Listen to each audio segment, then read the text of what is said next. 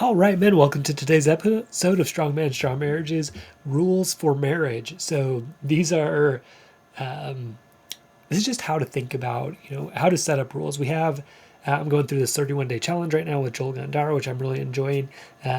But part of it was setting up rules for life. What kinds of things do you want to be your rules? So for me, part of that was living in a life of love, feeling God's love, expressing that love to other people, living a life of integrity. Those are some of my rules for life. But then my wife and I had this fight the other night on Thanksgiving, actually. But it helped me kind of think about, how can I put this same idea into place for our marriage, and want you guys to kind of try this yourselves. So it's working for me, and so I want you to give it a shot too.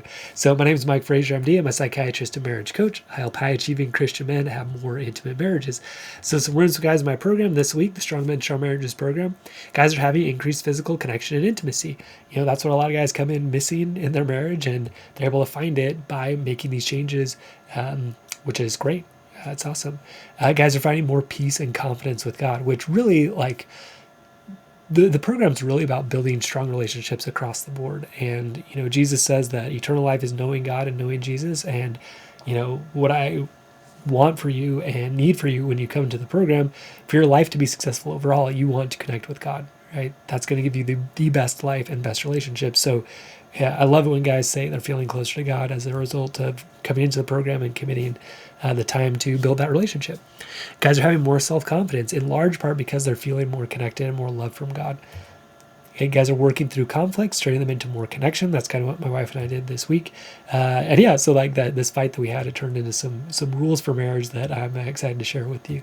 So look, in our marriages, we tend to get stuck in the same old patterns, right? So for us, I'm geared more towards fight. She's more geared towards flight. So if she says something, I'll tend to fire something back. Or if she, in my opinion, is being rude, I'll be kind of rude back. So I want to solve a problem right now. So this is kind of what happened the other night. So we had a great Thanksgiving. We did a community Thanksgiving. My wife led the charge, really organized everything. We were able to feed over 500 people, which was super cool. Just really cool to be able to see the community came together too. And yeah, just, it really is, Jesus teaches it's better to give than to receive. Like, it really does feel better to give to these people, and really filled us up, filled our family up is a really good thing. But yeah, we had a great day, and then we had some leftovers put away. So I came out, I brought out some containers. My wife said something like, hey, we're trying to fit a lot in the fridge. Maybe you should use a smaller container. Now, I took that as being critical and as a pattern of her, like, asking me to do things, but then not liking the way I did it. And so me being frustrated by that.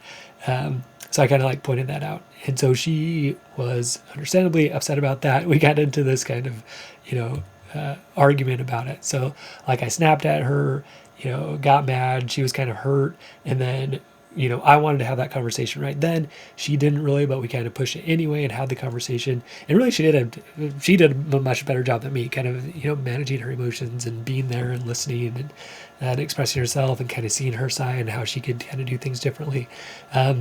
But yeah, so as we were talking, what I realized was my pushing and snapping really, it was an effort to control her behavior. She's like, well, why do you do that? And when it came down to it, the real answer was, well, I snap and get mad because I want you to stop doing what you're doing. Like, I want you to change what you're doing so that I'll be happier, right? And that was the truth. Like, that was the honest truth. And when I saw that, I was like, oh, and she's like, well, how do you think that makes me feel? And I was like, oh, well, yeah, probably not that great. It's probably not that attractive to you when I do that kind of thing, right? So it's not really how I want to be. It's not attractive, and overall, it's ineffective, right? So I'm getting mad, right? Maybe, and in the past, it would kind of work, right? She would used to kind of do and kind of give way and be like, okay, whatever you want, right? But to her credit, she's getting stronger and not putting up with that kind of thing, and wanting to be more of an equal partner, which is great. It's what I want too. But this is the growth element, right? It's not particularly comfortable when either partner, right, kind of grows, right? So in this case, it was kind of more her probably. In some case, it's going to be you, the guy, right? Especially if you come in the program, you may be doing things that are uncomfortable for your wife as you're growing, right? So yeah, it's uncomfortable, but good. and effective and useful. But again, like what we're seeing was me kind of bullying in a way, kind of like pushing to get my way. And she helped me see, right? Well, that's not really right. And it's all about you, right? It's not about me. And I was like, oh yeah, it is about me, right? It's not about you at all. And it really had been almost 20 years of the same old pattern. And she kind of pointed that out. She's like, man, we've been doing this for like 20 years where you do this. And then we have the discussion right now, even if I don't really want to. Now, to be fair, I feel like a lot of times we have kind of pushed that off until later. But she was like, well, give me an example. And I couldn't in the moment. But there got to be sometimes. I think there have been sometimes. But anyway, point was, we after this conversation, I just kind of realized there were some rules that would be helpful, right? I'm doing this 31-day challenge again with Joel Gandara, great experience, would recommend it. Wrote those rules of life. So just put some rules together for our marriage based on this, right? So rule number 1, don't snap. Right? So I can be kind of like snap back, right? If she's getting, in my opinion, rude, right? I can be rude right back. Okay. Now, so this is kind of coming back to some growth that I'm trying to do overall anyway, right? An eye for an eye is kind of the natural response. You're rude to me, fine, I'm going to be rude to you back. You insult me, I'm going to insult you back, right? That's natural, that's normal. But is it what Jesus asks, right? No, he asks you to turn the other cheek. Do good to those who hate you, bless them that curse you. And so, but why does he recommend that? He recommends it because it's a better way to live now, right? It's a better way to live now. And so if I can take a moment, and this is what Elizabeth asked me to do, actually. She said, hey, can you just like take a minute and maybe not have the conversation right then, right? And come back when we're both more calm, which is what I always recommend to all my guys. Like, hey, don't have it when you're heated, do it when you're calm. Of course, I didn't really follow that advice when in the moment there, but but this rule, right? Don't snap, right? So don't return an eye for an eye. Take a breath, get away, release my emotions in a healthier way, just like I kind of teach these guys to do. She was like, well, how good do you think you are at, managing your emotions? And I wanted to say really good, but the truth is it's something I'm working on, right? Releasing my emotions in a healthy way instead of just like getting mad at everybody so that they stop doing what I want them to stop doing, kind of controlling the people around me through my anger. Because look, it's effective for the moment, right? It's effective in the moment, but it doesn't create good, strong, loving connections, right? And trusting connections. So that's rule number 1, don't snap, right? So take a breath, walk away. The rule number 2 is don't discuss heavy things after dark. So just the way my wife operates, right? And this may be true for your wife, it may not be, right? But for my wife, after dark, she just needs time to relax, right? And because of stuff that's happened in her past, sometimes night is harder overall. She's told me this plenty of times, but in my mind, I'm like, well, this is the only time we have, right? I'm working during the day. When are we going to talk during the day? And so I push it and just kind of make it happen, even if it's not convenient for her. And she's right, actually. That has been the pattern. I've kind of pushed it like that. But let's put a new rule in. Let's not discuss heavy things after dark. Why? It hasn't been effective, right? She's not feeling heard. She's not feeling seen. The last thing is, last rule, listen, value, and ask her opinion on things. And I've been doing this more lately, and it's been good, right? And she doesn't quite trust that I'm going to do that consistently, which makes sense because in a lot of ways I haven't. But I am doing that more now. It actually feels really good to sort of have a partner in important decisions and have her weigh in on things. But also, instead of trying to do it after dark when it's not her time, but is often my time, we're going to do it not after dark. We're going to do it in the day sometime. Okay. And that's going to work a lot better. So the nice thing about these rules, right? And we're already implementing them. It's only been a few days, but they're making a difference already.